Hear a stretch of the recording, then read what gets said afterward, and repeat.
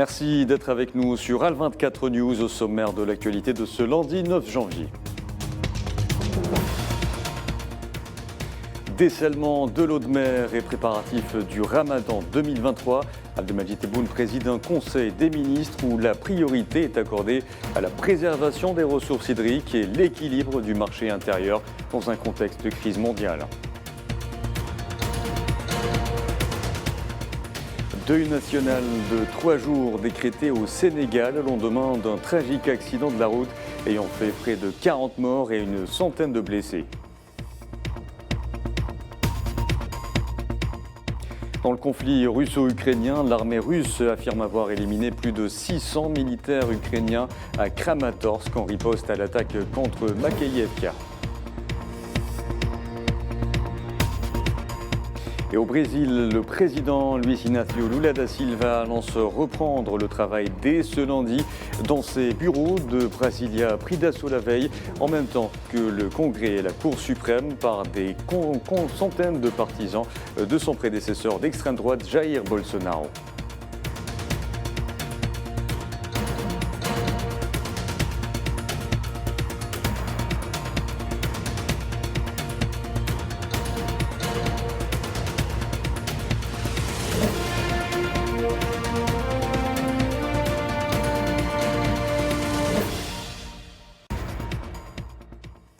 Bonjour à tous. De nombreux secteurs ont figuré hier au menu du Conseil des ministres présidé par Abdelmajid Tebboune. Cette réunion marquée par de nombreuses instructions et directives données par le président algérien a notamment consacré ses travaux à l'examen d'un projet de loi relatif à la prévention et à la lutte contre la traite des personnes et des exposés ministériels conjoints portant sur le mécanisme d'approvisionnement du marché national en urée, 46%, les préparatifs pour le mois sacré de Ramadan 2023 et le dessalement de l'eau de mer.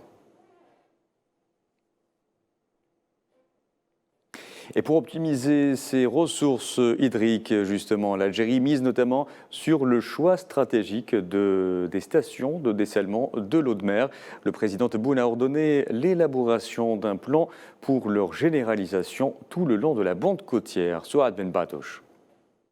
Ne plus dépendre de la pluviométrie et des impacts de la situation climatique difficile dans le monde passe par le dessalement de l'eau de mer. La stratégie du secteur de l'eau en Algérie se précise et s'inscrit dans la continuité. Les objectifs futurs sont tracés pour combler le déficit, couvrir jusqu'à 60% de la demande nationale à travers cette technique et le but à atteindre à l'horizon 2030.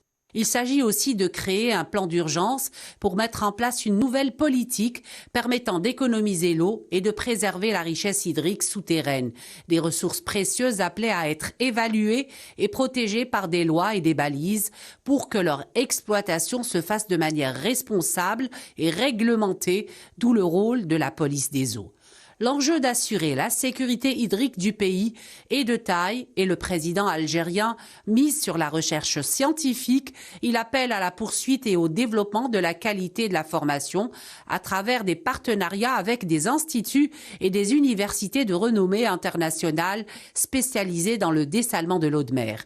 Pour Abdelmajid Tebboune, il est aussi impératif pour le secteur de l'industrie de s'adapter aux progrès opérés dans le domaine et en faire un autre moteur de l'économie algérienne.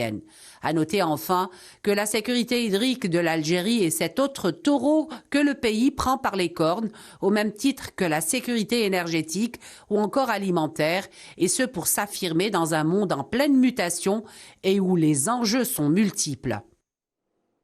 Le premier Conseil des ministres de cette année se tient dans une conjoncture jonchée de défis d'ordre économique. Les différents marchés connaissent une perturbation des prix à l'international, notamment ceux des produits de base. Et dans ce contexte et à quelques semaines du mois de Ramadan, le gouvernement algérien mise sur un meilleur équilibre du marché intérieur en luttant et plus efficacement contre la spéculation. Mohamed Wali Ben Chaban.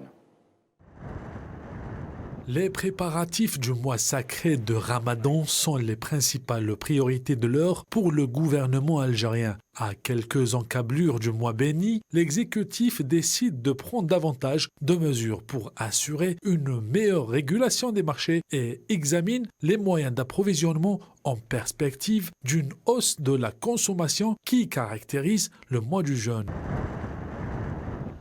Sur fond d'une crise économique mondiale atroce caractérisée notamment par un taux d'inflation très élevé ayant frappé de plein fouet les marchés étrangers, une batterie de mesures serait la bienvenue, visant à contourner en premier lieu ces fléaux et absorber la pression sur les matières premières touchées par une hausse des prix vertigineuse.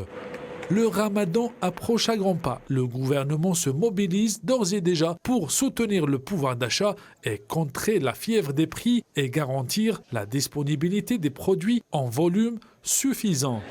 La régulation des marchés est une autre priorité pour l'Algérie. Face à l'inflation dont le taux demeurait au-dessus de 9% en novembre dernier, le gouvernement avait plusieurs mesures se rapportant essentiellement à la hausse des salaires, à l'appréciation du dinar et à la stabilisation des prix à la consommation au moyen d'une prise en charge du différentiel entre les prix à l'importation et ceux pratiqués aux consommateurs, tout en mettant en place un arsenal judiciaire de lutte contre la spéculation et le monopole.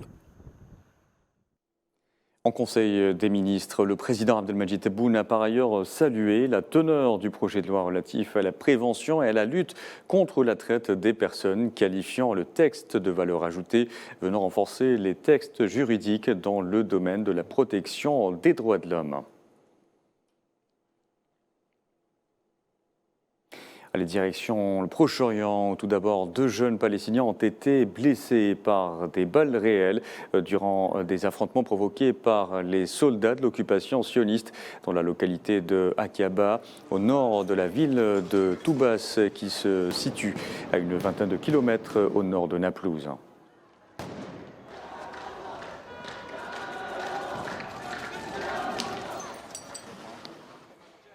La Palestine occupée, où on en parle encore avec ce chiffre 262, c'est le nombre de fois où la mosquée Al-Aqsa a été prise d'assaut en 2022 par 48 000 colons sionistes, des chiffres révélés par le ministère palestinien des Waqf et des affaires religieuses dans son rapport annuel sur les violations sionistes contre les mosquées Al-Aqsa et Al-Ibrahimi. En 2022, la mosquée Al-Ibrahimi, où l'occupation sioniste a interdit l'appel à la prière environ 613 fois.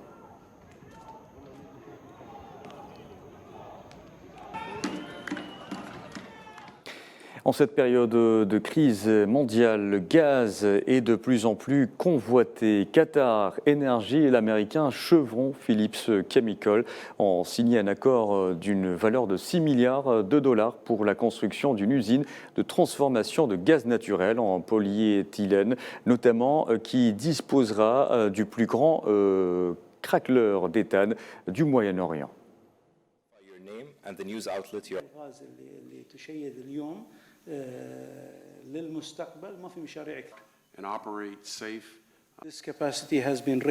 Cette capacité a été portée à 2,1 millions de tonnes par an, ce qui en fait le plus grand craqueur d'éthane du Moyen-Orient et l'un des plus grands au monde. En outre, ce complexe intégré dans la production devrait débuter en 2026, comprendra également 2 unités de dérivés de polyéthylène haute densité d'une capacité de production totale d'environ 1,7 million de tonnes par an. Ce projet particulier représentera une part importante de notre portefeuille, certainement ici au Qatar, et une bonne partie de notre portefeuille au niveau mondial, et donc c'est un investissement important. Je vous en parlais en titre. Au Sénégal, 39 personnes ont été tuées et une centaine blessées lors d'une collision entre 2 bus conduisant. Le président Macky Sall a décrété un deuil national de 3 jours et a annoncé des mesures immédiates pour améliorer la sécurité. Nous avons perdu beaucoup de visites techniques. Le Sénégal a été frappé par une tragédie suite à cet accident de la circulation qui a occasionné la mort de 39 personnes. La difficulté restera l'identification des autres corps. Ça se fera au fur et à mesure.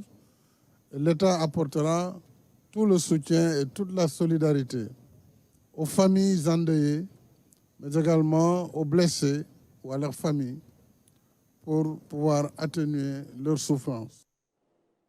Et suite à ce tragique accident qui, je vous le rappelle, a fait une quarantaine de morts, l'Algérie a présenté ses sincères condoléances, exprimant sa sympathie et sa solidarité avec ce pays frère. Le président de la Commission de l'Union africaine, Moussa Faki Mahamat, a aussi exprimé ses condoléances et sa compassion aux familles des victimes. Je vous le disais également en titre, dans le conflit russo-ukrainien, l'armée russe a affirmé avoir éliminé plus de 600 militaires ukrainiens avec ces récentes frappes de missiles dans le Donbass. Elles ont été réalisées en riposte à l'attaque contre Makeyevka, ayant fait 89 morts parmi les forces russes.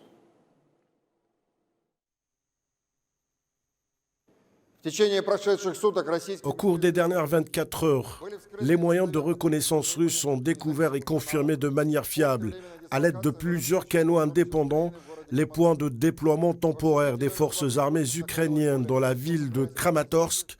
Il y avait plus de 700 militaires ukrainiens dans la caserne militaire 28 et plus de 600 militaires ukrainiens dans la caserne militaire 47. Suite à une frappe massive de missiles sur ces sites de déploiement temporaire des forces armées ukrainiennes, plus de 600 militaires ukrainiens ont été tués.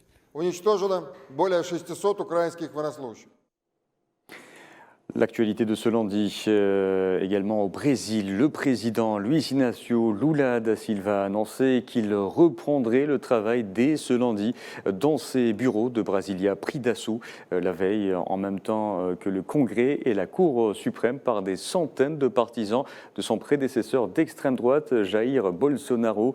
Le président Lula ayant inspecté les bâtiments saccagés à son retour à Brasilia tard hier soir. Le point avec Neila Ait Hamouda.